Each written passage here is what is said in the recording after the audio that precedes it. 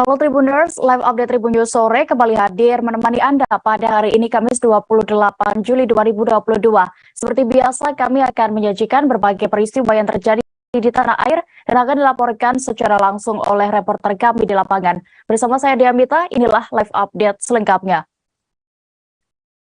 Kita menuju kabar pertama, Tribuners. Mantan Bupati Tanah Bambu Mardani Hamaming akhirnya menyerahkan diri ke Komisi Pemberantasan Korupsi atau KPK.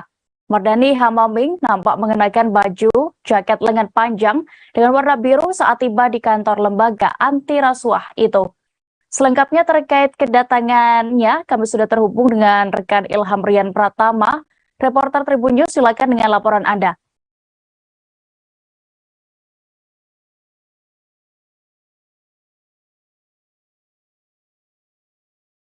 Halo rekan Ilham. Iya, halo Dea. Ya, silakan dengan laporan Anda. Iya, Dea. Jadi benar Mardani Maming akhirnya menyerahkan diri ke KPK. Maming yang mengenakan polo shirt hijau dibalut dengan jaket biru tua itu ditemani kuasa hukumnya Denny Indrayana. Maming mengatakan datangannya ke gedung di warna KPK pada hari ini adalah untuk menepati janji terkait surat yang dikirimkan pihak kuasa hukum ke KPK tertanggal 25 Juli. Maming kemudian merasa bingung mengapa dirinya ditetapkan sebagai DPO.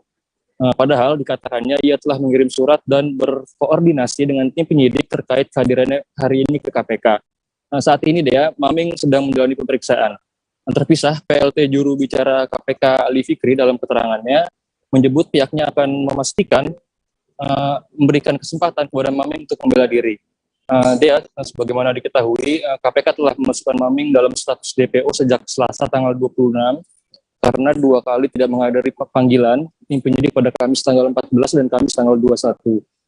KPK menilai Maming tidak kooperatif sehingga perlu dijadikan DPO.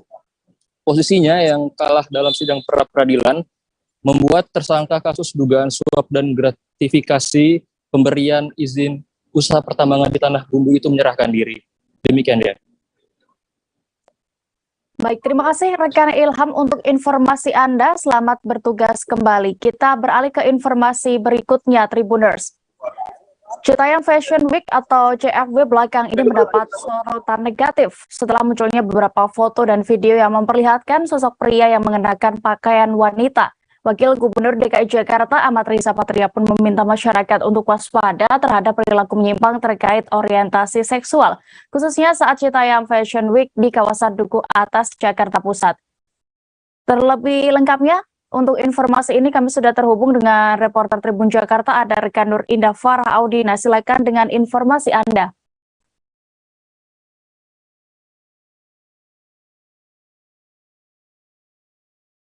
Rekan Indah. Halo Dea dan rekan Tribuners, bisa saya sampaikan bahwa Citayam Fashion Week yang berada di kawasan Duku Atas memang terus menuai polemik. Kehadirannya terus disoroti baik sisi negatif maupun sisi positif. Baik dari sisi positifnya yakni seperti dengan banyaknya kreativitas anak muda yakni didominasi oleh remaja yang dikenal dengan istilah SCBD atau Sudirman Citayam Bojonggede Depok yang memanfaatkan lahan zebra cross atau penyeberangan orang di kawasan tersebut untuk berlenggak-lenggok memamerkan kreativitas mereka. Kemudian dari sisi negatif memang beberapa anggota dewan maupun hingga Wakil Gubernur DKI Jakarta Ahmad Riza Patria menilai bahwa Citayam Fashion Week di kawasan Duku Atas ini rawan disusupi dengan LGBT, di mana memang seperti yang terlihat di beberapa kali penayangan Citayam Fashion Week terlihat banyak lelaki yang memakai pakaian perempuan dan mereka berlenggak-lenggok di zebra cross tersebut layaknya seorang perempuan sehingga rawan untuk disusupi LGBT. Kemudian atas berbagai polemik ini akhirnya beberapa hari lalu atau pada awal pekan ini penertiban pun dilakukan di Citayam Fashion Week di kawasan Duku Atas, di mana petugas gabungan yakni yang terdiri dari unsur kepolisian, dinas perhubungan dan Satpol PP DKI Jakarta melakukan penertiban di lokasi tersebut serta memblokade areal tersebut, di mana nantinya para remaja SCBD ini tidak bisa melintas di zebra cross di kawasan tersebut. Seperti itu deh ya.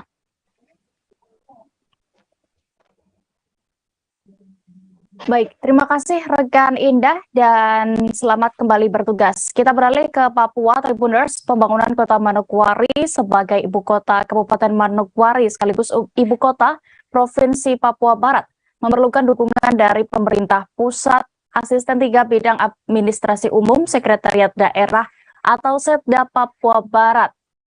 Dukungan anggaran dari pemerintah pusat melalui kementerian lembaga ini sangat dibutuhkan demi terlaksananya pembangunan infrastruktur. Terkait ini, lebih detailnya akan dilaporkan rekan Franz Wiking, reporter dari Tribun Papua Barat yang sudah bergabung bersama kami di sana. Silakan rekan.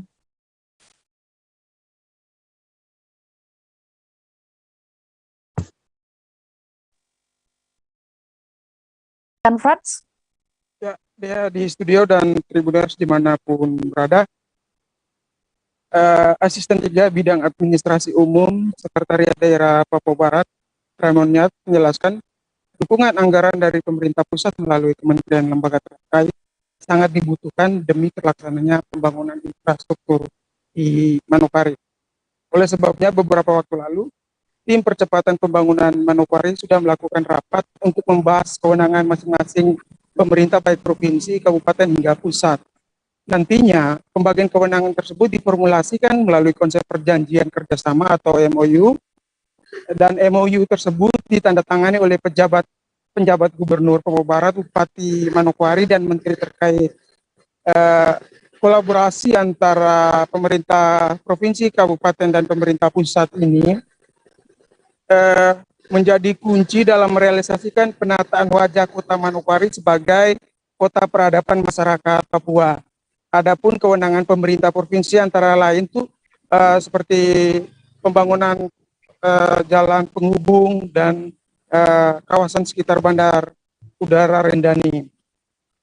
Selanjutnya, kewenangan ini nantinya setelah draft MOU rampung, draft tersebut akan dibawa oleh penjabat Gubernur Papua Barat bersama Bupati Kabupaten Manokwari menuju Jakarta untuk ditandatangani.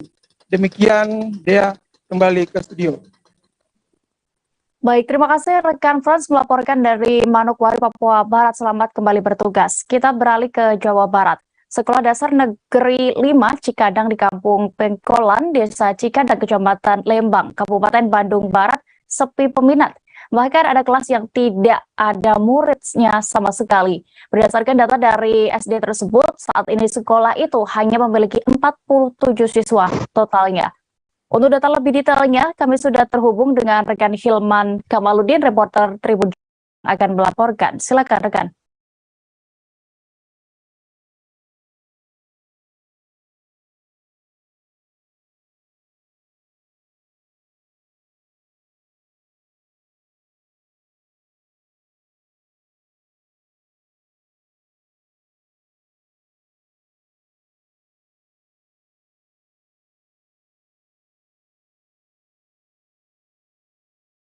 Silakan rekan Hilman dengan laporan Anda.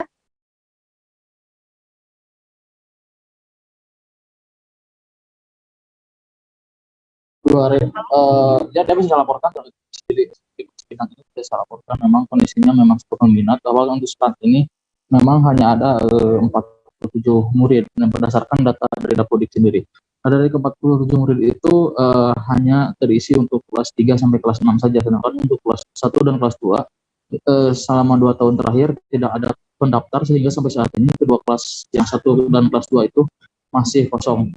Nah, kondisi di SDN 5 Cikidang Kecamatan Lembang Kabupaten Bandung Barat sendiri, faktor yang mempengaruhi sepinya peminat karena berada di daerah terpencil ya, atau jauh dari perkampungan, sehingga untuk orang tua lebih memilih menyekolahkan anak-anaknya ke sekolah yang lain seperti di MI yang berada di sekitar Cikidang sendiri, kemudian SDN negerinya yaitu di SDN 1 Cikidang. Nah, kedua orang tua yang berada di sekitar situ lebih memilih sekolah menyekolahkan anaknya ke sekolah-sekolah tersebut gitu. Sehingga untuk kondisi SDN 5 Cikidang sendiri sampai saat ini masih berminat dan muridnya masih sedikit gitu, tidak seperti sekolah-sekolah yang lainnya. Kemudian Dinas Pendidikan juga saat ini sedang mencari solusinya bagaimana solusi yang tepat agar sekolah tersebut tidak sepenuhnya minat. Nah, rencananya Dinas Pendidikan sendiri sudah menyiapkan dua opsi, apakah sekolah tersebut akan dilebur dengan SDN 1 Cikidang dan solusi yang lainnya membubarkan sekolah tersebut itu. Namun hingga saat ini solusi tersebut masih dilakukan kajian lebih lanjut karena harus ada komunikasi dulu dengan orang tua siswa dari 47 siswa tersebut. Nah, kemudian faktor yang sangat mempengaruhi sepi peminat di SDN 5 Cikidang ini karena fasilitas juga tidak mumpuni ya, karena tidak banyak siswa yang sekolah tersebut, seperti tidak ada gerbang sekolah, tidak ada MCK, dan tidak ada kantin seperti itu.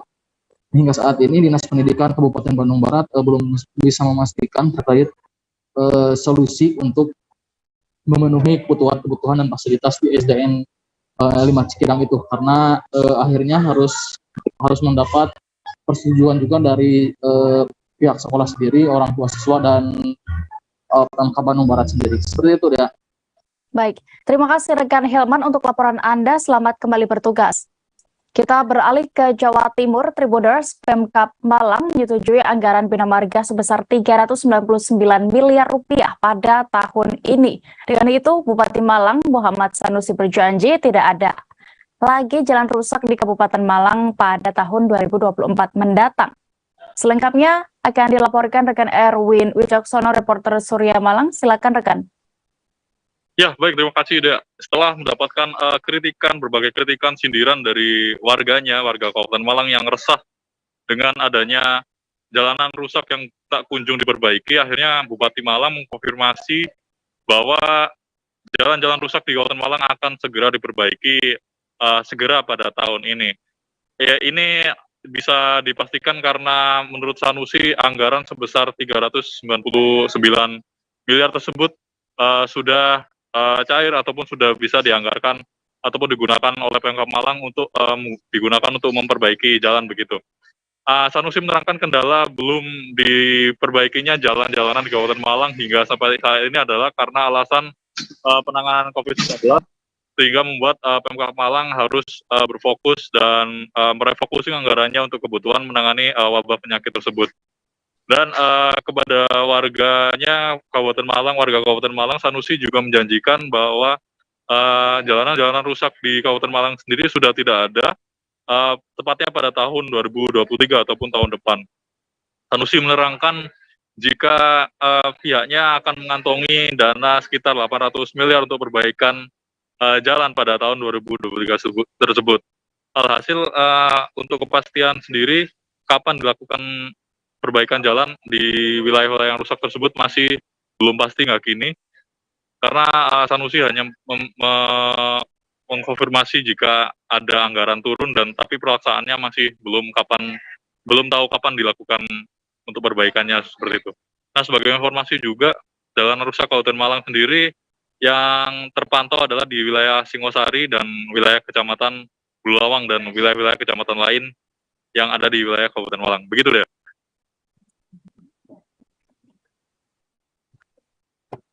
Ya, begitu deh. Baik, terima kasih rekan Erwin untuk laporan Anda dari Jawa Timur. Selamat bertugas kembali. Tribuners, kami jeda sejenak, tetaplah di live update Tribun News. Oke, apa kabar Bang Arief di sini untuk strateginya?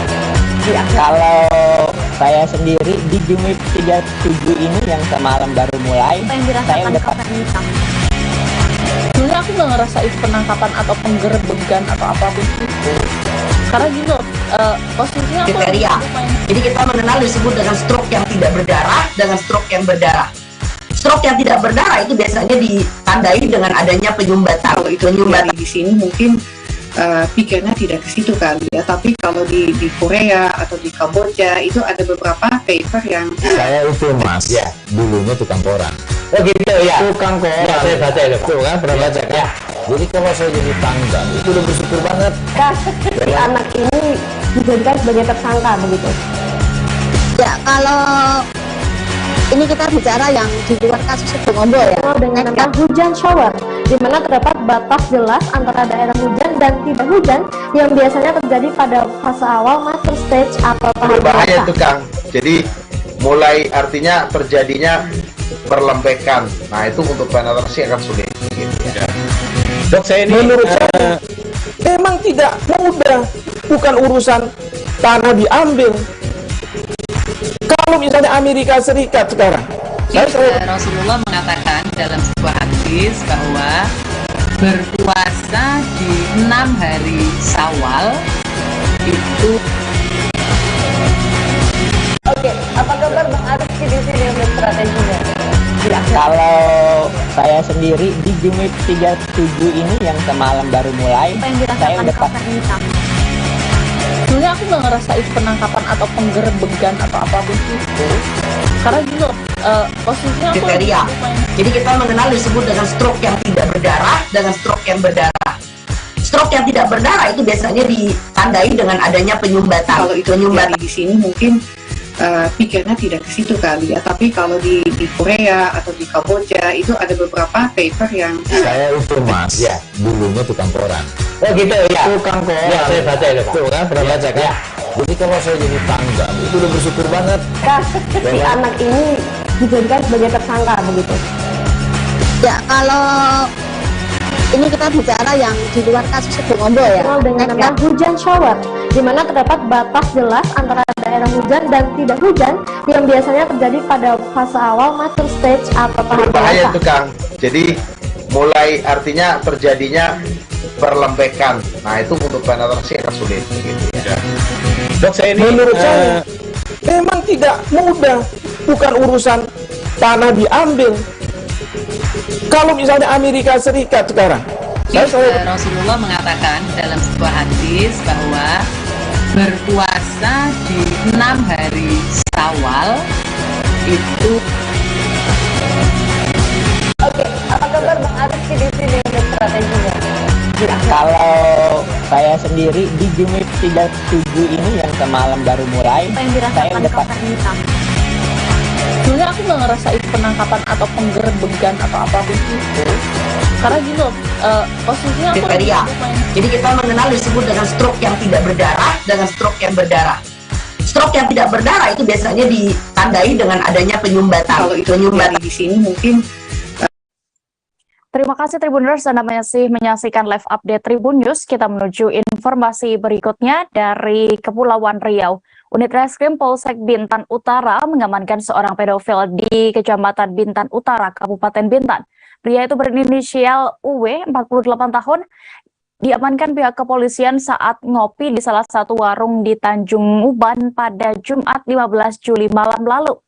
Untuk kronologi kejadian dan juga kasus ini dan siapa saja korban dari pelaku akan dilaporkan rekan Alfandi Simamora, reporter Tribun Batam. Silakan rekan. Baik rekan Dea, terima kasih atas waktunya. Saat ini saya dari Kabupaten Bintan akan melaporkan terkait penangkapan seorang pria atas kasus pedofil di Kabupaten Bintan, khususnya di tersangka di wilayah hukum Mapolsek Bintan Utara. Terminus pada Jumat lalu tanggal 15 bulan 7 itu seorang pria diamankan pihak kepolisian atas kasus pedofil atau pelecehan seksual terhadap 6 orang laki-laki sejak bulan Mei hingga bulan Juli 2022 lalu. Atas perbuatannya itu pihak keluarga melaporkan ke Mapolsek Bintan Utara. Setelah pihak kepolisian mendapat laporan dari keluarga korban, pihak kepolisian langsung mengamankan tersangka di salah satu warung kopi yang berada di Tanjung Uban, Kecamatan Bintan Utara, Kabupaten Bintan, di hari Jumat malam, Tribuners. Tersangka ini merupakan pedofil dan juga pekerjaan sebagai pedagang buah di Tanjung Uban. Dari pemeriksaan kepolisian, modus daripada tersangka mengajak para korbannya terlebih dahulu untuk membantu dirinya mengangkat barang dan memberikan uang. Setelah itu, modus tersangka dengan mengajak para korban untuk menonton film dewasa terlebih dahulu dan kemudian memaksa para korbannya untuk membuka pakaian dan juga langsung melakukan pelecehan seksual di kosannya yang berada di daerah Tanjung Uban. Setelah itu tersangka memberikan uang kepada para korban dan mengancam agar tidak memberitahukan perihal perlakuannya terhadap para korban. Atas hal itu, salah satu daripada korban itu orang tuanya curiga terhadap anaknya yang sering mengeluhkan kepada orang tuanya. Atas itu pihak keluarga langsung melaporkan kejadian ke Mapolsek dan tersangka diamankan di salah satu warung kopi di Tanjung Uban, Kecamatan Bintan Utara, Kabupaten Bintan. Terkait kasus ini juga pihak daripada Dinas Sosial memberikan pengawasan terhadap para korban terkait psikologis dan mental para korban yang memang tergolong psikologisnya atas kejadian ini terganggu, sehingga pihak Dinas Sosial melakukan pengawasan selama mental para keenam korban segera membaik. Demikian rekan Dea. Baik, Tribuners, rekan Alfandi juga sudah mendapatkan keterangan dari Kapolres Bintan terkait kasus ini bersama AKBP Tidar Wulung Dahono. Selengkapnya kami tampilkan. BAP dari yang bersangkutan untuk historical tidak, namun yang bersangkutan pernah gagal berumah tangga. Di sini kita harus mengecek lebih dalam, nanti kita serahkan pada ahlinya untuk kegiatan asesmen. Kalau untuk yang bersangkutan dulu sebagai korban tidak kita temui hal tersebut, tapi dalam berumah tangga mengalami kegagalan, untuk istrinya meninggal dan anak pun juga tidak ada meninggal. Jadi mungkin berdasar dari awal menyayangi hingga muncul psikologi yang berbeda, jadi menimbulkan kejadian tindak pidana ini. Beralih ke kabar berikutnya, Tribuners. Publik tengah dibuat prihatin dengan kecelakaan odong-odong di Kampung Toplas, Desa Selibu, Kecamatan Keragilan, Kabupaten Serang, Banten, pada Selasa 26 Juli 2022 lalu. Odong-odong yang membawa 25 penumpang tertabrak kereta api ketika melaju pada perlintasan sebidang serta tanpa palang di lokasi tersebut. Untuk informasi lebih detailnya dan juga bagaimana situasi di sana saat ini, kami sudah terhubung dengan rekan Gerald Leonardo Agustino. Silakan dengan informasi Anda.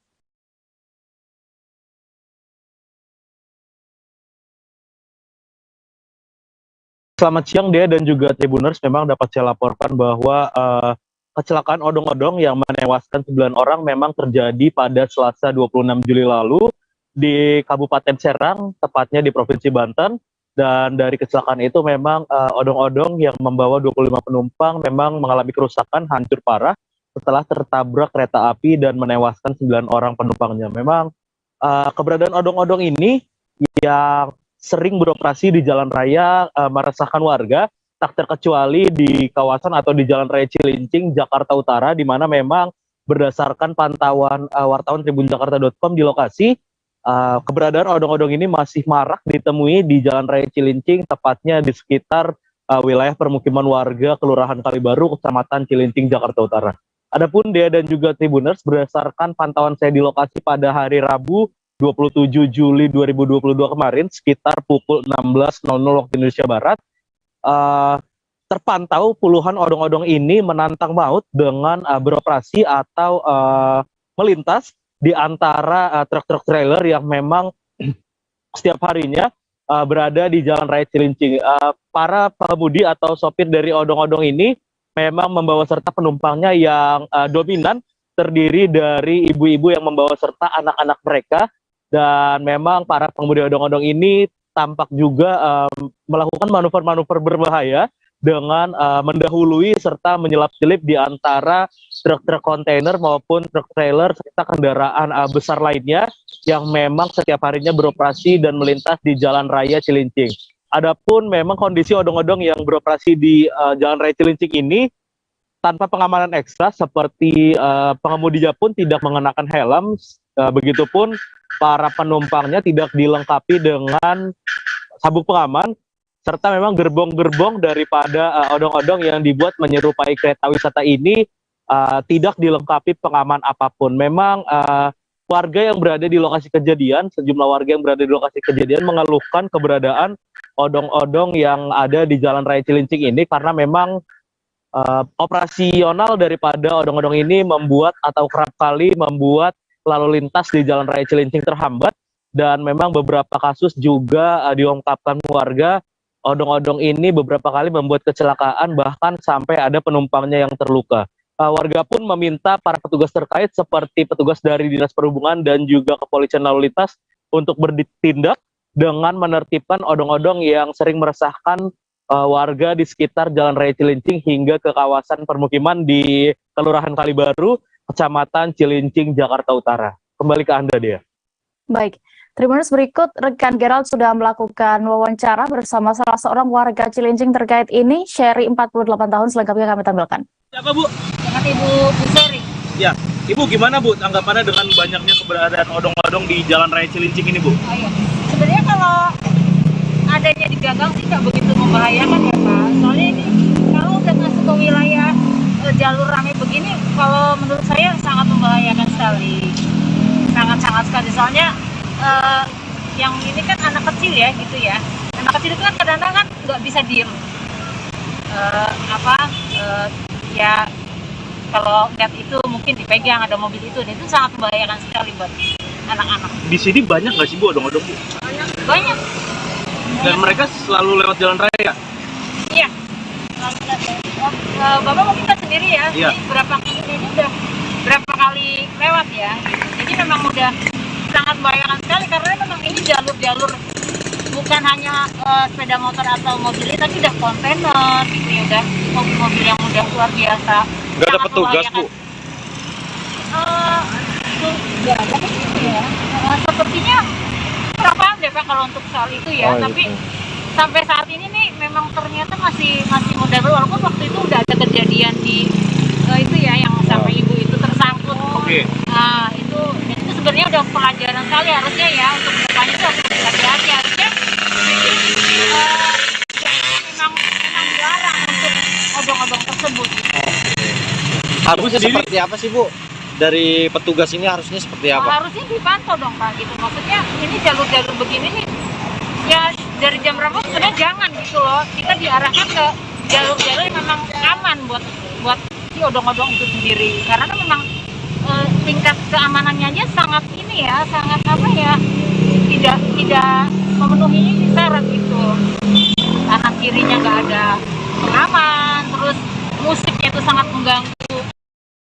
Kita ke Nusa Tenggara Timur, Tribuners. Autopsi ulang jenazah anak laki-laki berinisial MYN 2 tahun. Korban pembunuhan ibunya sendiri di Rotendao dilaksanakan. Proses autopsi mendapat pengamanan ketat dari tim Inafis Satuan Reserse Kriminal Kepolisian Resor Rotendao dan personel Polsek Rote Barat.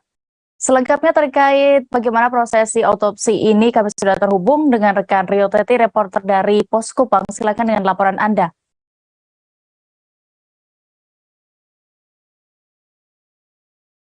Rekan Dea dan Tribuners sekalian, seperti yang kita ketahui bersama bahwa kematian MYN yang berusia 2 tahun di Rotendao, warga RT 008 RW 004, Dusun Inggemurik Desa Mboyan, Kecamatan Rote Barat, yang terjadi pada 15 Juli 2022 lalu, telah dilakukan proses otopsi kemarin 27 Juli 2022 sekira pukul 15.00 WITA.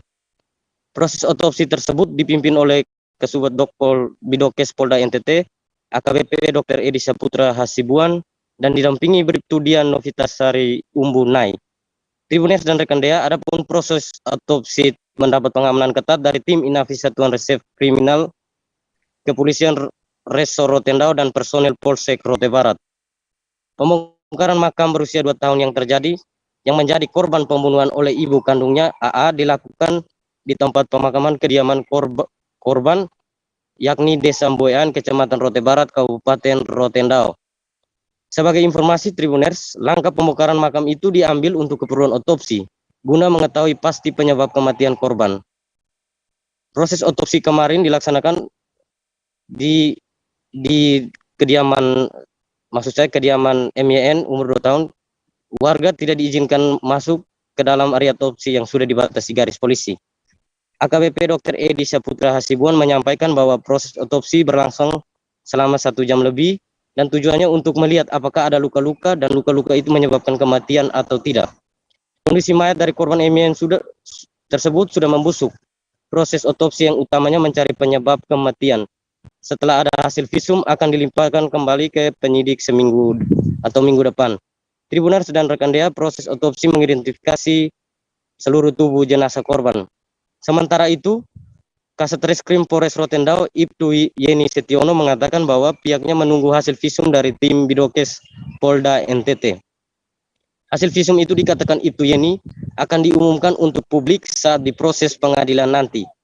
Pihak Satreskrim Polres Rotendao juga telah melakukan pemeriksaan terhadap tersangka pembunuhan maupun kepada saksi dan keluarga sendiri. Untuk kita ketahui bersama Tribuners, tim dokter dari Bidokes Polda NTT dipimpin langsung oleh Dr. Edi Saputra Hasibuan dan didampingi Bribtu Dian Novitasari Umbunai.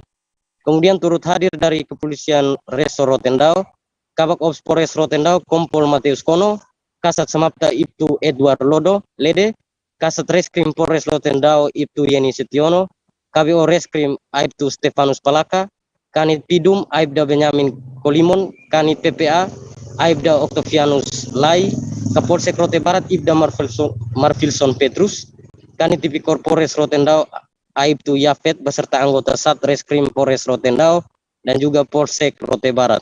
Demikian rekan Dea, saya kembalikan. Baik, Tribuners, rekan Rio juga sudah melakukan wawancara bersama Kasubit Dokpol Bidokes Polda NTT. Berikut keterangannya terkait kasus ini. Kemudian melihat apakah ada luka-luka.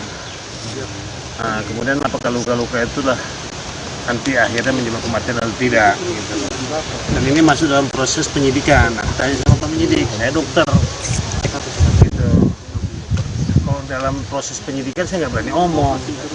Gitu. Kalau kondisi mayatnya? Ya, kondisi mayatnya sudah busuk. Nah, tapi masih bisa ditemukan. Ya, makanya nanti tanya Pak penyidik. Kalau masalah luka, masalah penyebab kematian, nanti tanya penyidik. Karena itu proses penyidikan. Yang berhak untuk menyampaikan itu kan penyidik. Saya kan dokter, bukan di sini. Nanti salah lagi saya. Organ apa yang diperiksa? Organ yang diperiksa ya semuanya lah. Di tubuhnya utuh itu kita periksa semua gitu. Ada yang dibawa ke lab forensik? Kemungkinan kita tidak bawa dulu nih gitu loh. Karena kan jenazah ini kan sudah teridentifikasi gitu loh. Kecuali kalau dia Mr. X baru kita ambil untuk identifikasi. Kalau pemeriksaan DNA itu kan utamanya untuk identifikasi. Dan ini kan sudah jelas nih mayatnya siapa gitu loh, keluarganya siapa. Jadi kita utamanya di sini adalah untuk mencari penyebab pasti kematian. Gitu. Oh, jadi kalau sekiranya penyebabnya apa ya nanti saya penyidik, nanti saya buatkan visumnya, nanti setelah hasil visum bisa tanya Pak penyidik, Pak Kasat. Siap. Gitu, jangan saya itu nggak berani omongin walaupun saya tahu. Gitu. Jadi untuk memastikan mengidentifikasi saja penyebabnya ini tidak perlu ada organ yang dibawa. Bagaimana? Untuk menyebabkan kepastian kan isu yang beredar di backup. Apa untuk menyebabkan? Saya nggak tahu dibuka atau enggak. Ya, masih isu yang beredar. Dibuka, aduh mati saya nih. Saya nggak ada, saya ngomong di backup. Saya cuma isu yang beredar. Ya. Saya pasti coba melakukan otopsi, memeriksa luar dan dalam gitu loh. Kalau mau cari lukanya apa, ya tanya Pak penyidik gitu loh. Karena itu kan masuk dalam ranah penyidikan. Beralih ke Papua Barat, Tribuners, Kementerian Keuangan Republik Indonesia, Direktorat Jenderal Pembendaraan Kantor Wilayah Papua Barat berkomitmen terus mengawal tata kelola otonomi khusus atau OTKHUS yang baru demi terwujudnya pemerataan pembangunan dan peningkatan kesejahteraan di bumi Kasuari. Berbagai langkah percepatan demi efektivitas penyaluran dana pun juga telah dilakukan. Terkait ini kami sudah terhubung dengan reporter Tribun Papua Barat, ada rekan Petrus Bolilamak. Silakan dengan informasi detailnya.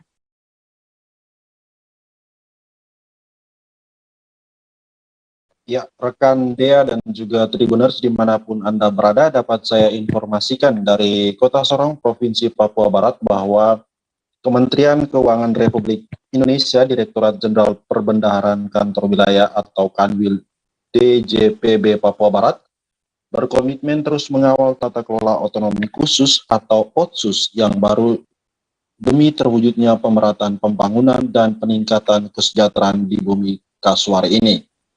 Rekanbil DJPB Papua Barat sekaligus Kepala Perwakilan Kementerian Keuangan Papua Barat Bayu Andi Persetia saat jumpa pers Rabu kemarin menjelaskan bahwa telah dilakukan berbagai langkah percepatan demi efektivitas penyaluran dana OTSUS itu sendiri, Tribuners. Langkah tersebut yakni melakukan koordinasi yang lebih intensif dengan pemerintah provinsi, pemerintah kabupaten, pemerintah kota, pelaksana monitoring dan evaluasi secara berkala, maupun penguatan sinergi dengan stakeholder dan dari lingkungan Kementerian Keuangan hingga akademisi. Tribuners, menurut Bayu juga yang sempat kami konfirmasi bahwa seluruh upaya tersebut dilakukan agar dana OTSUS dapat menjadi pemantik pertumbuhan ekonomi di Papua Barat di masa pandemi dengan tetap menjaga tata kelola pemerintah yang baik dan bebas dari korupsi. Terbitnya Undang-Undang Nomor 2 Tahun 2021 menandai mulainya era baru dalam tata kelola otonomi khusus di Papua dan juga Papua Barat. Undang-undang tersebut akan menjamin keberlangsungan pemberian dana OTSUS untuk 20 tahun ke depan, yakni dari tahun 2022 hingga 2041, serta untuk mempercepat dan meningkatkan pemerataan pembangunan di Papua dan juga Papua Barat, Tribuners. Dea dan juga Tribuners, di mana saja Anda berada, salah satu perbedaan mendasar dari OTSUS fase pertama, yaitu di tahun 2001 hingga 2021 lalu adalah adanya kenaikan alokasi dana OTSUS dari 2% menjadi 2,25%. Untuk penerimaan dana OTSUS ini disalurkan langsung dari kas negara ke provinsi dan masing-masing kabupaten kota. Hal ini juga mengawali implementasi tata kelola OTSUS yang baru dan sebagai upaya meningkatkan efektivitas dan efisiensi pembangunan di tanah Papua. Tribuners, pemerintah saat ini juga sedang menggodok peraturan presiden tentang pembentukan dan pengarahan percepatan pembangunan otonomi khusus di tanah Papua. Tribuners, dapat saya informasikan juga bahwa badan khusus ini nantinya akan bertugas melakukan sinkronisasi, harmonisasi, evaluasi, dan koordinasi pelaksanaan otonomi khusus dan pembangunan di wilayah Provinsi Papua dan juga Papua Barat. Demikian rekan Dea dan Tribuners.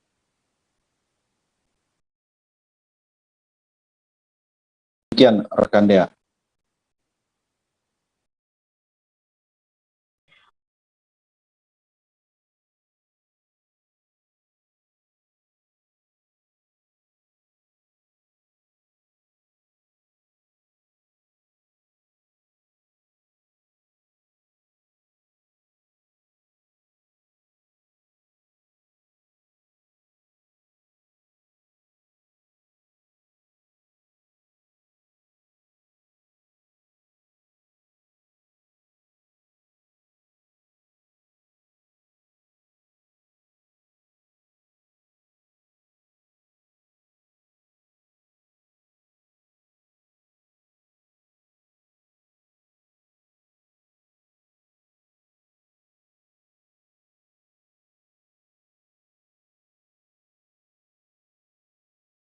Papua Barat, kita beralih ke Kalimantan Timur, Tribuners. Pada pemilihan umum 2024 mendatang, Kecamatan Sepaku yang saat ini menjadi wilayah ibu kota negara atau IKN Nusantara. Namun sampai saat ini, wilayah tersebut ternyata masih terhitung sebagai salah satu daerah pemilihan atau Dapil Penajam Pasir Utara atau PPU. Terkait informasi regulasinya seperti apa dari wilayah ini, Tribuners, kami sudah terhubung dengan rekan Dita Rahayu, reporter Tribun Kaltim. Silakan dengan informasi Anda.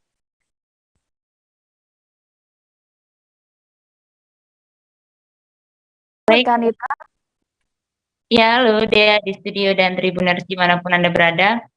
Dapat kami laporkan dari Kabupaten Penajam Pasir Utara bahwa pada pemilihan umum atau pemilu 2024 mendatang, Kecamatan Sepaku yang saat ini notabene-nya merupakan wilayah ibu kota negara atau IKN Nusantara masih terhitung sebagai salah satu daerah pemilihan atau dapil dari Penajam Pasar Utara itu sendiri. Hal tersebut dibenarkan oleh anggota KPU RI Parsadan Harahap saat berkunjung ke KPU Kabupaten Penajam Pasar Utara Rabu kemarin. Ia menyampaikan bahwa hingga saat ini belum ada undang-undang atau regulasi yang mengatur hal tersebut, baik dalam undang-undang pemilu maupun undang-undang IKN itu sendiri.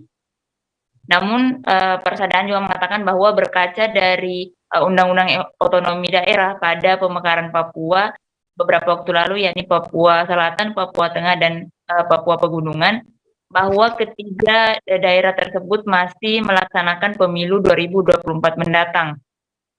Namun, untuk pelaksanaan pemilu tersebut, IKN ini memiliki undang-undang sendiri nantinya. IKN tidak akan melaksanakan pemilihan kepala daerah. Hal itu karena IKN ini merupakan daerah otorita, sehingga hanya melaksanakan pemilihan presiden, pemilihan DPR, dan pemilihan DPD. Kepala daerah pada otorita nantinya akan ditunjuk oleh pemerintah pusat secara langsung. Mungkin demikian Dea dan Tribuners. Persada Harahap juga mengatakan bahwa KPU dalam hal ini siap untuk mengikuti aturan jika regulasinya telah dibentuk. Saat ini juga pihaknya masih menunggu koordinasi lebih lanjut terkait undang-undang tersebut, terutama untuk sektor yang memang terlibat untuk pembuatan undang-undang seperti dari pemerintah pusat, yakni Kementerian Dalam Negeri dan DPR RI. Namun dia juga mengatakan bahwa jika diperlukan KPU nantinya akan hadir di IKN atau berkantor di wilayah IKN itu sendiri. Demikian Dea. Baik, terima kasih rekan Nita Rahayu untuk laporan Anda. Selamat bertugas kembali. Kita beralih ke informasi berikutnya.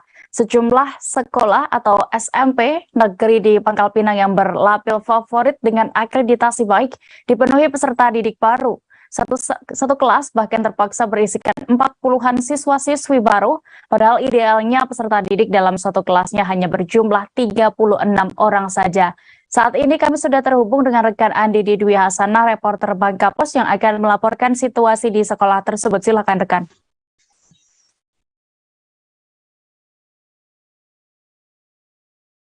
Oke, baik, terima kasih Dea. Selamat sore Tribuners. Jadi setelah sebelumnya diinformasikan bahwa di Kota Pangkal Pinang ada beberapa sekolah swasta yang tidak kebagian siswa, hanya ada 3, mungkin 2 untuk yang siswa kelas 7-nya. Justru di sekolah negeri, pantauan kami Bangka Pos bahwa sekolah negeri justru ada penambahan rombongan belajar. Kuota sebelumnya kelas hanya disediakan hanya untuk 6 orang, kemudian setelah masa tahun ajaran baru dimulai, ternyata setiap sekolah itu bisa menerima sampai dengan 8 sampai dengan 10 kelas, yang masing-masing satu kelas itu berjumlah 40 siswa.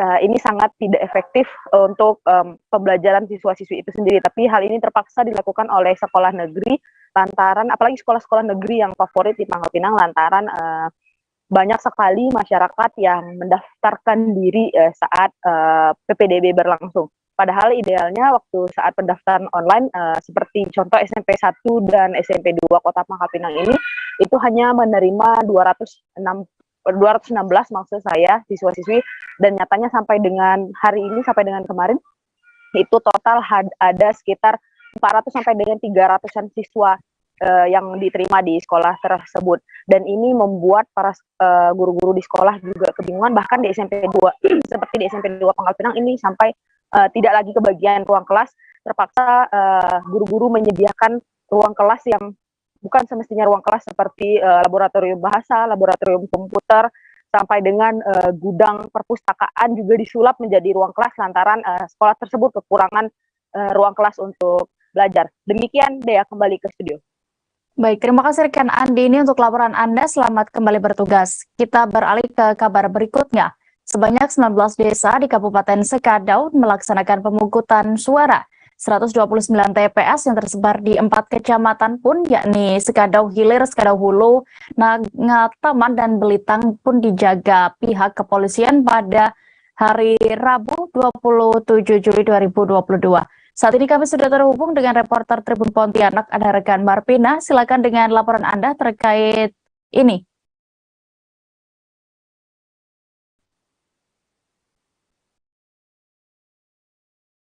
Halo rekan Marpina. Ya, halo rekan Dea. Ya, terima kasih rekan Dea. Memang pemilihan kepala desa serentak di Kabupaten Skadau baru saja diselenggarakan kemarin, tepatnya pada hari Rabu tanggal 27 Juli 2022, di mana ada sebanyak 19 desa. Ini dari 87 desa di Kabupaten Skadau itu ada 19 desa yang melaksanakan pemilihan kepala desa secara serentak. Nah, 19 desa ini tersebar di beberapa kecamatan di Kabupaten Skadau. Dari 7 kecamatan itu ada 4 kecamatan yang melaksanakan, di mana itu Kecamatan Skadau Hilir, Kecamatan Skadau Hulu, Kecamatan Angataman, dan Kecamatan Blitar. Nah, dari 19 desa ini ada total sebanyak 129 TPS yang kemarin melaksanakan pemungutan suara. Itu dimulai dari jam 7 sampai jam 12 siang. Memang ini hanya dilaksanakan setengah hari karena menghitung dari jumlah warga di setiap desa tidak terlalu banyak. Kemudian tadi sebetulnya sudah dilakukan rapat pleno di masing-masing TPS, namun sampai saat ini belum mendapatkan pihak kami belum mendapatkan jawaban dari masing-masing TPS atau dinas terkait mengenai siapa saja sih yang sudah dipastikan terpilih sebagai kepala desa. Nah, kemarin juga dalam pelaksanaan pemungutan suara itu juga ditinjau langsung oleh Bapak Bupati Skadau, Bapak Aron beserta Forkopimda, dan dalam pelaksanaannya juga ini dikawal ketat oleh personel kepolisian Polres Skadau dibantu dengan Polres Sanggau dan Polres Sintang. Ini total personil yang dikerahkan itu sebanyak 214 personil. Begitu deh. Baik, terima kasih rekan Marpina untuk informasi Anda. Selamat bertugas kembali. Kita beralih ke kabar berikutnya, Tribuners. Korban tenggelam di Sungai Sambas Kecil beberapa waktu lalu berhasil ditemukan oleh tim SAR. Korban bernama Dendi ditemukan dalam kondisi meninggal dunia tak jauh dari titik terakhir korban terlihat. Dan saat ini kami sudah terhubung dengan reporter Tribun Pontianak, ada rekan Imam Maksum yang akan melaporkan selengkapnya. Silakan rekan.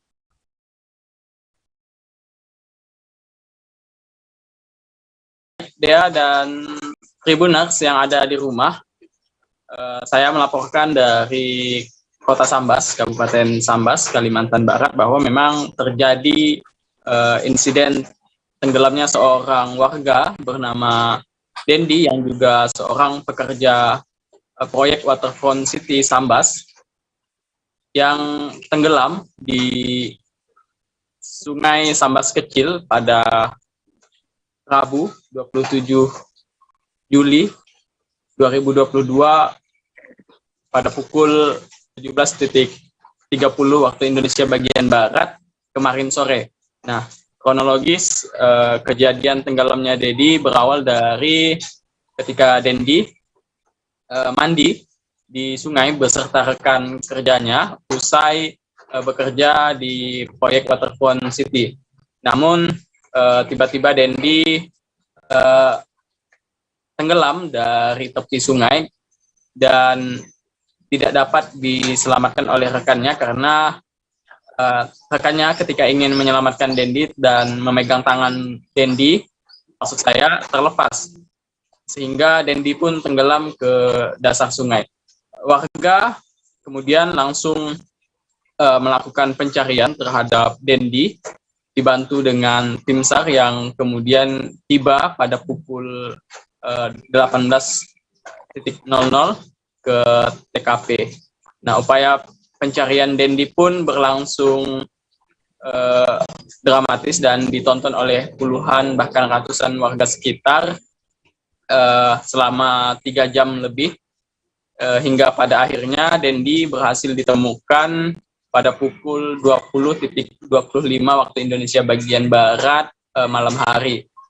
Namun kondisi Dendi ditemukan dalam keadaan meninggal dunia karena sudah lebih dari 3 jam tenggelam di dalam air. Nah, salah satu penyelam tim SAR Sintete mengatakan bahwa lokasi penemuan Dendi, almarhum Dendi, tidak jauh dari titik ia tenggelam. Nah, hanya sekitar 5-6 meter saja dari lokasi ia tenggelam. Namun kondisi Dendi tidak bernyawa atau meninggal dunia ketika ditemukan, dan ketika diangkat dari dasar sungai, Dendi langsung dimasukkan ke dalam kantung jenazah, dan kemudian jenazah Dendi dibawa menggunakan ambulan menuju RSUD Sambas. Sekian, Dea. Baik, Tribuners, rekan kami juga sudah melakukan wawancara bersama pihak terkait kejadian ini. Selengkapnya kami tampilkan.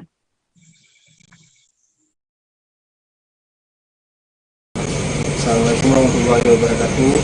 Saya mewakili keluarga korban sangat berterima kasih kepada seluruh bapak-bapak dinas dari Basarnas, dari Polsek sekitar Sambas yang sudah sangat membantu kegiatan pencarian korban di depan Masjid Jami.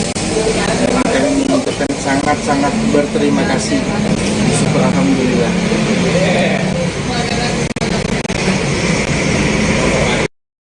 Beralih ke Bali, Puri Agung Pemecutan Denpasar menggelar upacara karya Atma Wedana Ngastiti Puja Mukur Bali Gia Punggal. Puncak acara dilaksanakan pada Kamis 28 Juli 2022 bertepatan dengan Tilem Kasa. Untuk informasi terkait acara ini dan bagaimana situasi di sana, Tribuners, kami sudah terhubung dengan rekan Putu Supartika, reporter Tribun Bali yang akan menjelaskan selengkapnya. Silakan rekan. Baik, terima kasih Dea atas waktunya. Dapat saya laporkan bahwa tadi siang di Puri Agung Pemecutan Denpasar Bali telah dilaksanakan upacara rangkaian dari karya Atma Wedana Ngastiti Puja Mamukur Bali Gia Punggal, di mana pada siang tadi adapun prosesinya yakni Mepurwodaksino atau berkeliling dengan membawa peralatan seperti sapi putih atau biasa di Bali disebut dengan lembu. Di belakangnya diiringi dengan barisan pecut yang merupakan simbol dari Puri Agung Pemecutan. Selain itu ada juga barisan tebu, terus ada juga barisan puspo atau perlambang dari orang yang sudah meninggal, di mana Atma Wedana ini adalah tingkatannya lebih tinggi dari ngaben yang berfungsi untuk menjadikan Atma atau roh itu menjadi dewata dan nantinya disungsung di kumpulan masing-masing. Untuk diketahui, rangkaian dari upacara karya Atma Wedana Ngastiti Puja ini telah digelar sejak 6 Juni lalu. Ada beberapa rangkaian, misalnya ngangget daun bingin atau mencari daun beringin. Selain itu, besok pada Jumat 29 Juli 2022 pukul 1 pagi waktu Indonesia Tengah akan digelar prosesi membakar puspo atau membakar sekah atau membakar perlambang, di mana perlambang tersebut dibuat dari aneka bunga yang dihias dengan aneka perhiasan dari perak atau selako. Selanjutnya akan ada prosesi nganjut, di mana abu hasil pembakaran tersebut akan dihanyut ke Pantai Kute, dihanyut di Pantai Kute Badung. Perlu diketahui saat pelaksanaannya tadi dilakukan beberapa pengalihan arus lalu lintas sehingga di depan pura steril dari aktivitas masyarakat yang bukan untuk kegiatan tersebut. Nah, untuk diketahui juga bahwa peserta dari kegiatan ini adalah sebanyak 561 orang, di mana salah satunya sebenarnya upacara ini digelar untuk Ido Cokordo Pemecutan ke-11, atau raja dari Puri Pemecutan sendiri yang telah mengikuti upacara prosesi Plebon tahun 2021 lalu. Plebon itu sama dengan ngaben di Bali, tapi diperuntukkan untuk orang yang berkasta, seperti halnya raja itu sendiri. Selain yang pesertanya adalah Ido Cokordo, ada juga keluarga atau kerabat Puri yang sudah meninggal, termasuk adik dari Ido Cokordo sebanyak 5 orang. Demikian Dea yang bisa saya laporkan dari Denpasar, Bali. Terima kasih. Baik, terima kasih rekan Putu Supartika untuk laporan Anda dari Bali. Selamat bertugas kembali. Kita beralih ke informasi berikutnya. William Tandiono dimakamkan di San Diego Hills, Karawang, Jawa Barat pada hari ini Kamis 28 Juli 2022. Diketahui William merupakan menantu dari konglomerat Dr. Dato Sri Tahir dan Rosi Riyadi. Selengkapnya terkait upacara pemakaman ini, Tribuners, kami sudah terhubung dengan Muhammad Azam, reporter Warta Kota yang akan melaporkan situasi di sana. Silakan rekan. Baik, Dea, memang kabar duka menyelimuti khususnya di kalangan pengusaha, yakni atas wafatnya William Tandiono di usia yang ke-44 tahun. William Tandiono ini merupakan menantu dari Datuk Sri Tahir yang merupakan konglomerat, khususnya dia memiliki usaha pendiri dari Mayapada Group, yang dia juga menjabat sebagai anggota Dewan Pertimbangan Presiden Joko Widodo, seperti itu. Untuk mendiang William Tandiono dimakamkan di Tandiogo Hill, Karawang. Dari hasil pantauan kami di lapangan saat proses pemakaman, jenazah menggunakan ambulan tiba sekira pukul 10.25 di lokasi Tandiogo Hill, Karawang. Awalnya prosesi pemakaman diikuti oleh keluarga besar, teman-temannya, rekan bisnis daripada mendiang William Tandiono. Di dalam prosesi pemakaman itu dihadiri langsung oleh sang mertua, yakni Datuk Sri Tahir.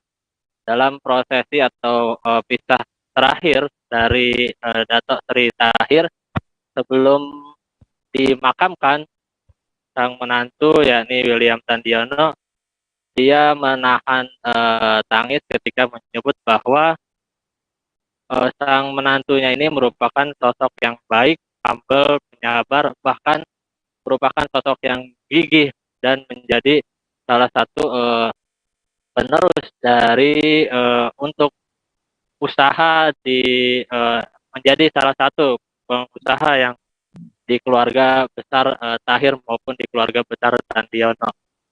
Memang dalam lokasi pemakaman mendiang William Tandiono, sejumlah ucapan belasungkawa atau hadir dari Presiden Joko Widodo, dari Panglima TNI, ada dari Kapolri, ada dari Menteri Dalam Negeri Tito Karnavian, ada juga dari Luhut Binsar Panjaitan yang menghiasi di area pemakaman dari William Tandiono, seperti itu dia. Diketahui juga memang William Tandiono ini meninggalkan seorang istri bernama Victoria Tahir dan 3 anaknya bernama Kasia Tandiono, Joshua Tandiono, dan Saris Tandiono. Sedangkan orang tua dari William Tandiono ini merupakan Mansur Tandiono dan Lili Harsono. Kemudian untuk mertua dari William Tandiono ini merupakan Datuk Sri Tahir dan Rosi Riyadi. Seperti itu dia. Baik, Tribuners, berikut keterangan dari mertua William Tandiono, Datuk Sri Tahir, selengkapnya. Jalan sendiri, tidak ada zakap itu iman saya. Kami imannya kuat mengatakan bahwa hari ini dia sukacita, dia berbahagia. Saya tidak keluar di sebuah kata-kata itu dari mulut saya. Saya tahu bahwa mantu saya akan jalan sendiri. Dan dia sebagai anak saya cuma bisa bilang, kalau kasih saya umur, saya akan jaga anak-anaknya, jaga putri saya sampai akhir daripada kehidupan saya. Itu yang saya bisa jadikan demi. Semoga Tuhan mengampuni semua kekurangan dan juga keluarga kita. Saya bisa beritahu bahwa Anda adalah anak saya. Anda bukan orang tua. Saya tidak pernah menganggap mantu saya. Dan dia akan sudah menjadi bagian dari keluarga kita. Dan dikubur juga di keluarga Polisi dan keluarga kita. Jadi William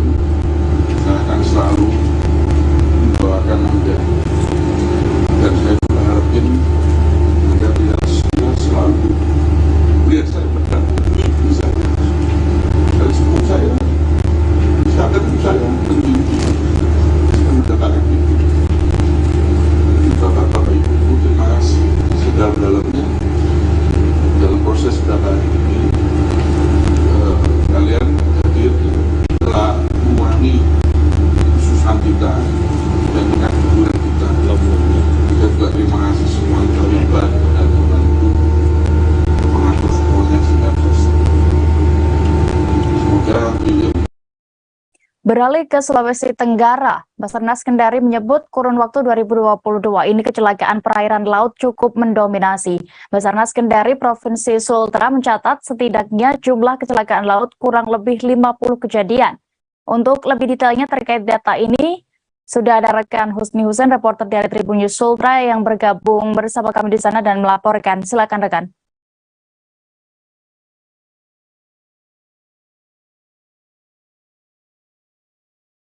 Rekan Husni.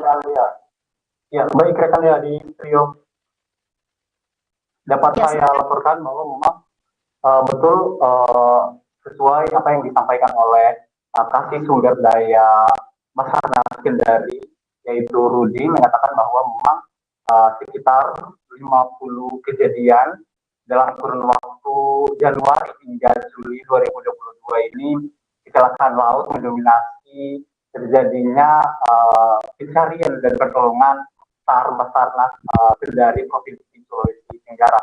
Dan hal ini disampaikan Rudi saat menjadi pembicara yang kami temui kemarin yang berlokasi di Fakultas Teknik Universitas Haluoleo Kendari.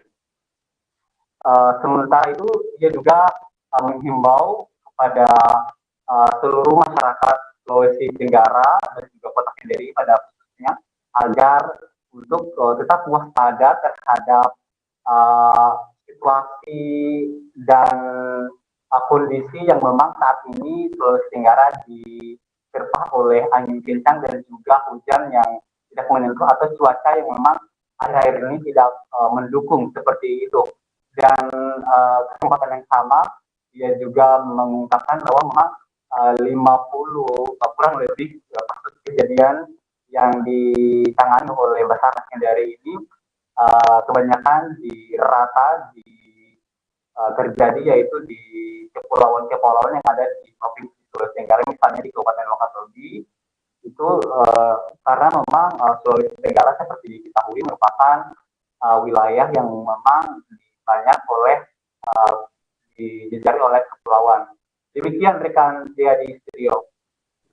Baik, Tribunus rekan Husni juga sudah mendapatkan keterangan dari Kasih Sumber Daya Pencarian dan Pertolongan kelas A Kendari. Rudi, berikut keterangannya. Sangat kami apresiasi yang diadakan oleh teman-teman dari UKM Unham ini, karena dari kegiatan ini teman-teman bisa kami edukasi terkait dengan apa sih sebenarnya SAR itu. Kemudian yang paling terpenting adalah bagaimana peran daripada para mahasiswa ini di dalam hal kebencanaan. Oke.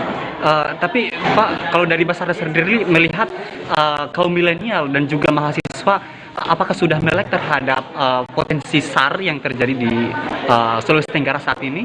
Seperti itu? Ya, kalau untuk meleknya mereka ini sebenarnya sudah, tinggal mungkin pemahaman saja. Makanya dari kegiatan inilah kami mencoba untuk memberikan edukasi mendalam dan detail terkait apa sih dan bagaimana sih peran mereka di dalam kegiatan kebencanaan nantinya. Karena dengan pemahaman tersebut mereka juga bisa akan memberikan edukasi kepada potensi atau mahasiswa lainnya yang mungkin belum sempat ikut pada kesempatan kali ini, sehingga mereka bisa berkolaborasi. Kita beralih ke kabar berikutnya, Tribuners. Pada kemarin, Ibu Brigadir J, yakni Rosi Simanjuntak, histeris dan berulang kali mencari keberadaan Putri Chandrawati. Ternyata kini terbongkar hal itu karena sebelumnya Putri sempat menjanjikan sesuatu hal yang berkaitan dengan Brigadir J. Rosi Simanjuntak histeris tak kuasa menahan tangisnya saat pembongkaran makam Brigadir J sebelum autopsi ulang atau ekshumasi pada Rabu 27 Juli kemarin. Selama proses pembongkaran makam Brigadir J, Rosti yang menangis histeris pun terlihat lemas, sehingga adik dari mendiang Brigadir J, yakni Bribda Mahareza Huta Barat, terus berusaha menenangkan dengan memeluk sang ibunda. Dibantu keluarga lainnya, ia pun kemudian membawa Rosti Simanjuntak ke sebuah tenda yang masih berada di sekitar area pemakaman. Di sana ia berkali-kali meneriakkan nama sosok wanita yang diketahui sebagai istri dari Kadif Propam Polri nonaktif Irjen Verdi Sambo tersebut. Ternyata di balik teriakan histeris mencari sosok Putri, Rosti berusaha menagih janji yang diucapkan oleh istri Verdi Sambo. Rosti mengatakan bahwa sebelumnya Putri berjanji akan menjaga anaknya selama bertugas sebagai ajudan. Rosti menyebut hubungan antara Brigadir J dan Verdi Sambo pun sebenarnya terjalin dengan baik. Menurut Rosti, Putri sangat memperhatikan kesejahteraan anak buah suaminya, termasuk Brigadir J dan adiknya. Dia mengatakan istri Verdi Sambo ini bahkan juga kerap mengundang anak bungsunya untuk datang ke rumahnya. Lebih lanjut, Rosti menyebut perilaku baik dan jujur yang dimiliki Brigadir J ini membuat dia diperhatikan dan disayangi Verdi Sambo dan istri.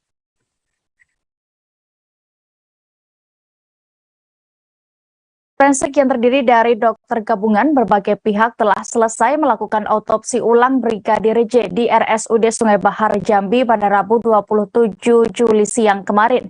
Namun tim dokter mengaku menemukan kesulitan karena jenazah diformalin. Diketahui autopsi ulang jenazah Brigadir J dipimpin oleh Ketua Tim Dokter Forensik sekaligus Ketua Perhimpunan Dokter Forensik Indonesia atau PDFI Dr. Ade Firmansyah. Seusai autopsi ulang, Dr. Ade membeberkan beberapa hal yang diperiksa dan ditemukan di tubuh jenazah Brigadir Yosua. Hal ini dikarenakan proses autopsi ulang ini diakui dirinya dan tim mengalami beberapa kesulitan yang meskipun sudah diprediksi sebelumnya. Pertama, karena jenazah sudah diformalin dan sudah mengalami beberapa derajat pembusukan. Kedua, tim forensik melihat jelas bentuk jenazah pasca autopsi sebelumnya. Terakhir, beberapa informasi yang sebelumnya didapat dari keluarga yang bisa dilihat secara kasat mata juga ikut diperiksa. Untuk meneliti luka tersebut, tim forensik pun akan melakukan pemeriksaan mikroskopik terhadap sejumlah dugaan luka di tubuh Brigadir Yosua. Ade mengatakan ada beberapa luka yang masih diduga, sehingga harus dikonfirmasi melalui pemeriksaan mikroskopik. Semua sampel pun telah dikumpulkan dan akan dibawa ke Jakarta untuk diperiksa secara mikroskopik. Sebagai informasi, proses autopsi ulang Brigadir Yosua Huta Barat tersebut juga dipantau oleh Kompolnas dan juga Komnas Hak Asasi Manusia sebagai pengawas eksternal. Perwakilan Komnas HAM Gatot Ristanto mengatakan kehadiran dirinya untuk memastikan adanya keterbukaan informasi dalam proses autopsi. Ia berharap masyarakat bersabar untuk menunggu hasil autopsi yang sudah dilakukan.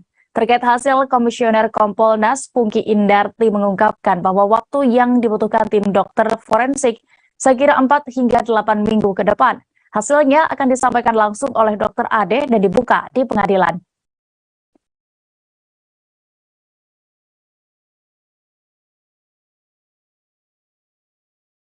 Mantan Kabar Eskrim Polri Susno Duaji ikut menyoroti kasus penembakan di rumah Kadif Propam Polri nonaktif Irjen Verdi Sambo beberapa waktu lalu. Ia pun berkomentar terkait langkah autopsi ulang terhadap jenazah Brigadir J yang meninggal dunia saat kejadian. Menurutnya, bedah mayat ulang Brigadir J menjadi langkah penting untuk menyelesaikan misteri kematian bagi instansi Polri. Ia pun turut mempertanyakan apakah benar kematian Brigadir J akibat tembak-menembak. Menurut dia, autopsi kembali ini akan membuka kebenaran adanya dugaan penganiayaan atau tidak. Susno mengapresiasi langkah untuk mendahulukan autopsi ulang lantaran jenazah masih belum terlalu rusak. Terlebih agar tidak menambah kegaduhan di masyarakat yang telah menyoroti kasus ini. Susno menyebut penggalian hingga autopsi mayat yang dilakukan sebelum prarekonstruksi sudah sangat tepat. Proses ekshumasi sekaligus visum yang dilakukan di RSUD Sungai Bahar Jambi akan menentukan jalan cerita yang sebenarnya. Susno pun menengarai keterangan tersangka memang bisa berbeda dengan keterangan ahli yang telah disumpah jabatannya serta memiliki ilmu. Namun mantan Kabar Eskrim Polri itu juga menilai keterangan ahli yang otentik dari hasil autopsi ini nantinya nilainya akan lebih besar daripada tersangka. Selain itu, dia juga yakin bahwa ahli autopsi akan lebih teliti dan tidak mau mempertaruhkan reputasinya. Purnawirawan Polri ini pun mengakui kasus kematian Brigadir J amat sangat membingungkan karena pernyataan saksi berbeda sampai lokasi kejadian yang tidak diketahui pasti.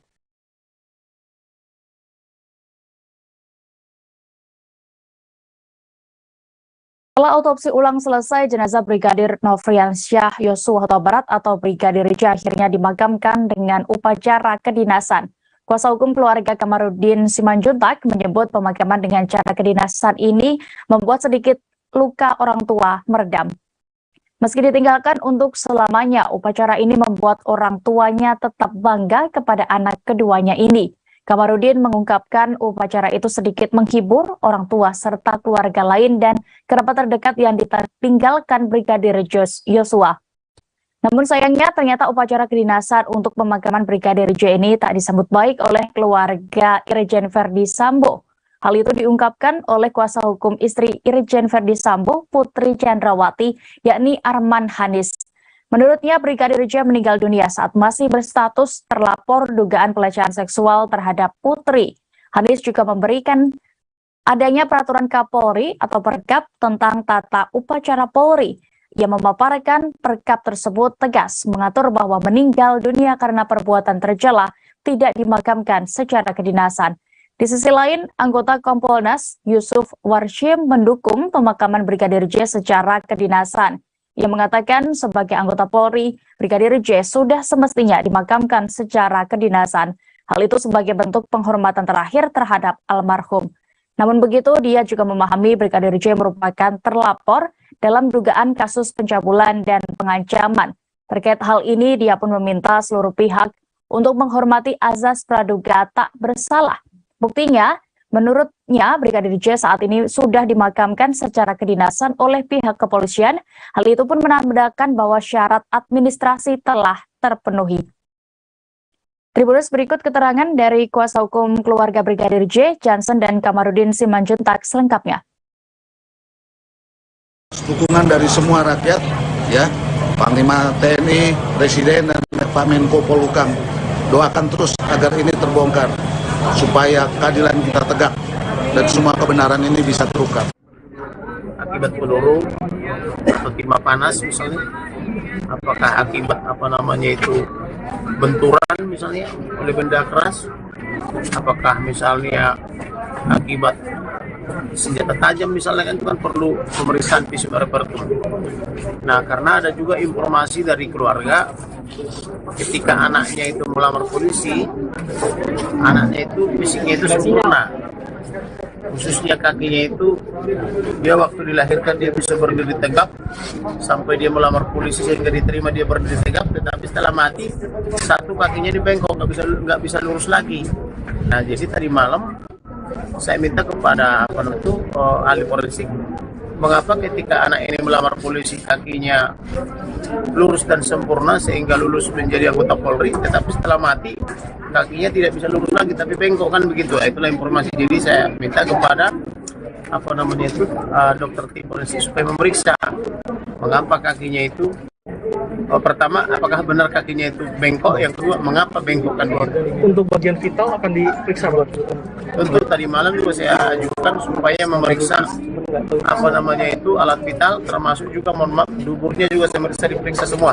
Jadi jangan sampai ada yang terlewatkan. Jadi mulai dari ujung rambut sampai dengan ujung jari kaki itu saya minta diperiksa, jangan sampai tidak terlewat. Dan saya titipkan juga pengamat kesehatan dari pihak kita untuk mengawasi, mencatat apa saja yang dilihat. Bahkan sekiranya dia kelelahan, sudah kami ajukan lagi tadi satu dokter lagi. Beralih ke Jawa Tengah, Kopda M dalam penembakan istri di Semarang ditemukan tewas di rumah orang tuanya di Kendal, Kamis 28 Juli hari ini. Sebelum ditemukan meninggal dunia, Kopda M sempat meminta maaf kepada orang tuanya terkait perbuatannya. Diduga Kopda M tewas mengakhiri hidupnya seusai menenggak racun. Berdasarkan informasi yang beredar, jenazah Kopda M berada di tempat tidur rumah orang tuanya di Kendal. Kapolda Jawa Tengah Irjen Pol Ahmad Lutfi membenarkan kejadian ini dan memberikan keterangan seusai meninjau langsung lokasi tewasnya Kopda M pada hari ini. Menurutnya, setelah sempat menghilang karena ketahuan menjadi dalang penembakan istrinya, Kopda M pulang ke rumah orang tuanya di Kendal. Ia pulang untuk meminta maaf kepada orang tuanya yang ternyata menjadi komunikasi terakhirnya dengan mereka. Irjen Lutfi juga mengungkap bahwa orang tua Kopda M ternyata sudah menyarankan anaknya untuk menyerahkan diri, namun sang anak kemudian malah ditemukan meninggal dunia. Saat ini pihaknya masih menyelidiki penyebab pasti Kopda M meninggal dunia dan tak mau berspekulasi banyak terlebih dahulu. Tim gabungan TNI dan Polri juga sudah menyita sejumlah barang bukti, di antaranya ponsel milik Kopda M. Diketahui Kopda M memerintahkan sejumlah orang untuk membunuh istrinya karena telah memiliki wanita idaman lain. Peristiwa itu terjadi di depan rumah di mana Kopda M saat itu juga berada di sana. Mirisnya, Kopda M bahkan menipu mertuanya dengan meminjam uang untuk istrinya berobat, tetapi ternyata untuk membayar eksekutor yang ia sewa.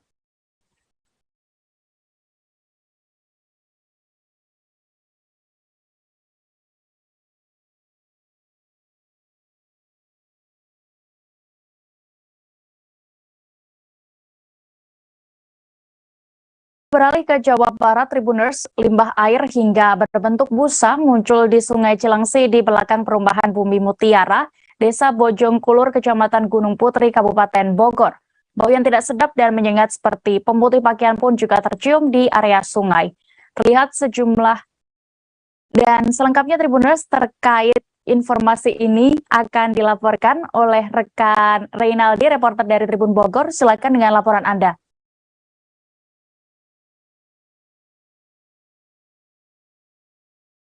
Baik, Dea, selamat sore rekan Tribuners. Jadi limbah air yang hingga berbentuk busa atau buih tersebut itu tepatnya berada di Sungai Cilengsi di Desa Bojongkulur, Kecamatan Gunung Putri, Kabupaten Bogor, Jawa Barat. Jadi kejadian tersebut terjadi pada hari Selasa kemarin, tepatnya tanggal 26 Juli 2022. Jadi memang kejadian tersebut tepatnya di pagi hari pada pukul 8.30 waktu Indonesia bagian Barat. Jadi memang sungai tersebut terlihat ada rakit yang di tengahnya itu memang merupakan tempat perlintasan antara Kabupaten Bogor dengan Kota Bekasi. Jadi saat itu rakit tersebut memang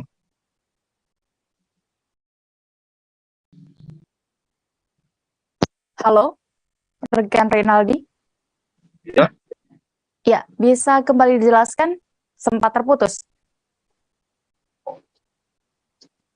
Ya, jadi memang tempat tersebut diketahui tempat merupakan tempat perlintasan antara Kabupaten Bogor dengan Kota Bekasi, yang mana di tengahnya terdapat rakit yang tidak bisa dilalui karena memang banyaknya busa dari limbah tersebut. Jadi limbah tersebut itu diketahui berasal dari Curug Parigi yang letaknya tidak jauh dari lokasi yang berada di video. Jadi Curug Parigi ini tepatnya berada di Bantar Gebang di Kota Bekasi. Jadi memang menurut KP2C atau komunitas Cilengsi dan Cikeas itu limbah tersebut berasal dari laundry ataupun limbah domestik dari masyarakat sekitar. Jadi limbah tersebut tadinya hanya berbentuk cair, tetapi ketika turun dari curug atau air terjun itu langsung berubah menjadi busa atau menyerupai kapas seperti yang terlihat di video. Jadi limbah tersebut juga memang kejadian itu tidak lama, hanya beberapa menit saja langsung limbah tersebut langsung hilang dan berterbangan. Jadi untuk dari pihak Dinas Lingkungan Hidup Kabupaten Bogor juga memang sebelumnya sudah datang ke lokasi, tetapi limbah-limbah tersebut masih belum sudah menghilang. Jadi untuk kedepannya masih dilakukan investigasi kembali oleh pihak pemerintah Kabupaten Bogor maupun pihak Kota Bekasi. Seperti itu, Dea. Baik, terima kasih rekan Reynaldi melaporkan dari Kabupaten Bogor. Selamat kembali bertugas. Informasi tadi sekaligus menutup perjumpaan kita dalam live update hari ini, Tribuners, dan lantaran pandemi COVID-19 belum usai, kami kembali mengingatkan untuk Anda tetap mematuhi protokol kesehatan dimanapun berada dan juga melakukan vaksinasi jika belum. Jangan lupa juga, Tribuners, tetap update kabar teraktual lainnya di kanal YouTube Tribun News. Saya Diamita beserta kru yang bertugas pamit. Terima kasih dan sampai jumpa.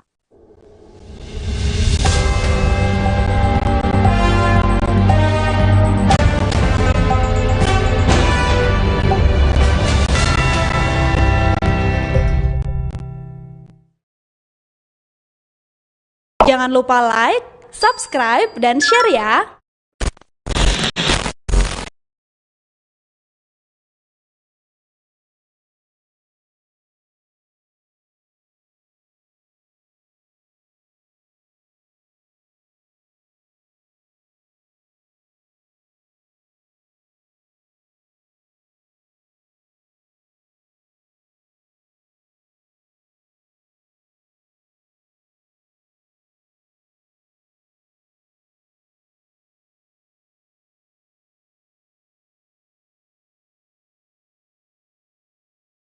ولا لآبائهم كبرت كلمة تخرج من أفواههم إن يقولون إلا كذبا فلعلك باخع نفسك على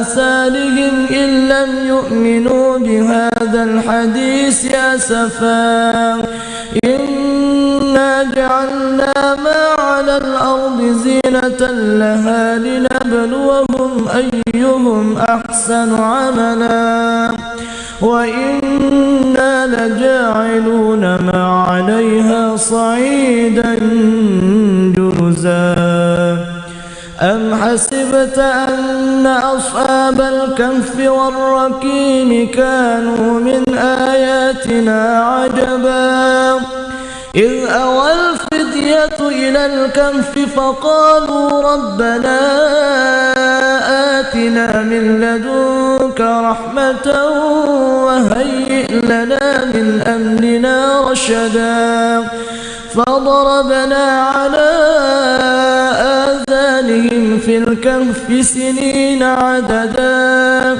ثم بعثناهم لنعلم أي الحزبين أحصى لما لبثوا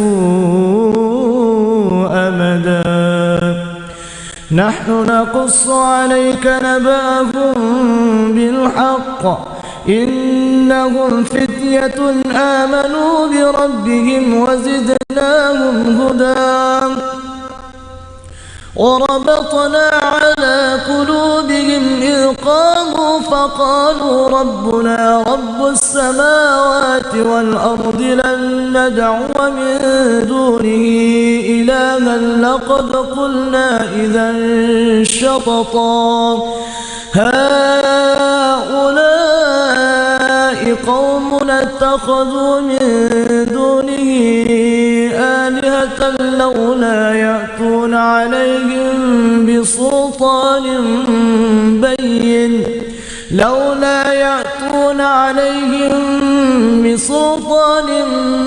بين فمن أظلم ممن افترى على الله كذبا أعوذ بالله من الشيطان الرجيم بسم الله الرحمن الرحيم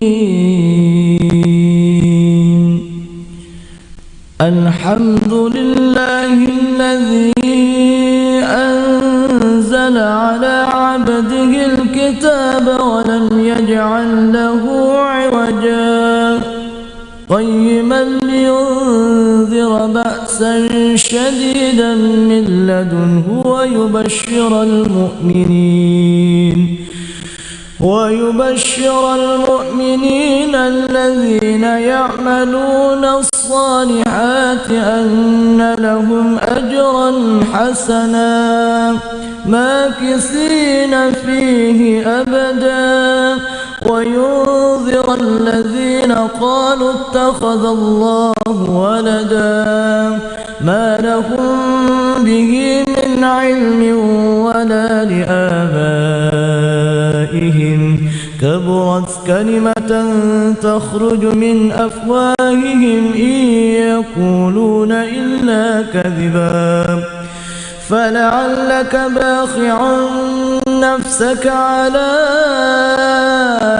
آثارهم إن لم يؤمنوا بهذا الحديث أسفا إنا جعلنا ما على الأرض زينة لها لنبلوهم أيهم أحسن عملا وإنا لجاعلون ما عليها صعيدا جرزا أم حسبت أن أصحاب الكهف والرقيم كانوا من آياتنا عجبا إذ أوى الفتية إلى الكهف فقالوا ربنا آتنا من لدنك رحمة وهيئ لنا من أمرنا رشدا فضربنا على آذانهم في في الكهف سنين عددا ثم بعثناهم لنعلم أي الحزبين أحصى لما لبثوا أمدا نحن نقص عليك نبأهم بالحق إنهم فتية آمنوا بربهم وزدناهم هدى وربطنا على قلوبهم إذ قاموا فقالوا ربنا رب السماوات والأرض لن ندعو من دونه إلها لقد قلنا إذا شططا هؤلاء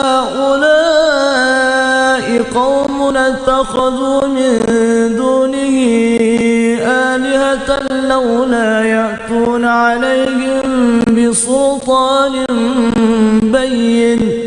لولا يأتون عليهم بسلطان بين فمن أظلم ممن افترى على الله كذبا أعوذ بالله من الشيطان الرجيم بسم الله الرحمن الرحيم الحمد لله الذي أنزل على عبده الكتاب ولم يجعل له عوجا قيما لينذر بأسا شديدا من لدنه ويبشر المؤمنين الذين يعملون الصالحات أن لهم أجرا حسنا ماكثين فيه أبدا وينذر الذين قالوا اتخذ الله ولدا ما لهم به من علم ولا لآبائهم كبرت كلمة تخرج من أفواههم إن يقولون إلا كذبا فلعلك باخع نفسك على آثارهم إن لم يؤمنوا بهذا الحديث أسفا إنا جعلنا ما على الأرض زينة لها لنبلوهم أيهم أحسن عملا وإنا لجاعلون ما عليها صعيدا جرزا أم حسبت أن أصحاب الكهف والرقيم كانوا من آياتنا عجبا إذ أوى الفتية إلى الكهف فقالوا ربنا آتنا من لدنك رحمة وهيئ لنا من أمرنا رشدا فضربنا على آذانهم في الكهف سنين عددا ثم بعثناهم لنعلم أي الحزبين أحصى لما لبثوا أمدا نحن نقص عليك نبأهم بالحق إنهم فتية آمنوا بربهم وزدناهم هدى وربطنا على قلوبهم إذ قاموا فقالوا ربنا رب السماوات والأرض لن ندعو من دونه إلها لقد قلنا إذا شططا هؤلاء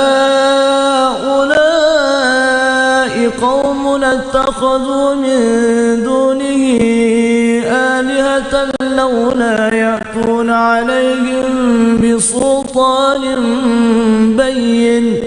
لولا يأتون عليهم بسلطان بين فمن فمن أظلم ممن افترى على الله كذبا. أعوذ بالله من الشيطان الرجيم. بسم الله الرحمن الرحيم. الحمد لله الذي أنزل على عبده الكتاب ولم يجعل له عوجا قيما لينذر بأسا شديدا من لدنه ويبشر المؤمنين الذين يعملون الصالحات أن لهم أجرا حسنا ماكثين فيه أبدا وينذر الذين قالوا اتخذ الله ولدا ما لهم به من علم ولا لآبائهم كبرت كلمة تخرج من أفواههم إن يقولون إلا كذبا. فلعلك باخع نفسك على آثارهم إن لم يؤمنوا بهذا الحديث أسفا. إنا جعلنا ما على الأرض زينة لها لنبلوهم أيهم أحسن عملا وإنا لجاعلون ما عليها صعيدا جرزا. أم حسبت أن أصحاب الكهف والرقيم كانوا من آياتنا عجبا إذ أوى الفتية إلى الكهف فقالوا ربنا آتنا من لدنك رحمة وهيئ لنا من أمرنا رشدا. فضربنا على آذانهم في الكهف سنين عددا ثم بعثناهم لنعلم أي الحزبين أحصى لما لبثوا أمدا. نحن نقص عليك نبأهم بالحق إنهم فتية آمنوا بربهم وزدناهم هدى وربطنا على قلوبهم إذ قاموا فقالوا ربنا رب السماوات والأرض لن ندعو من دونه إلها لقد قلنا إذا شططا. هؤلاء قوم اتخذوا من دونه آلهة لولا يأتون عليهم بسلطان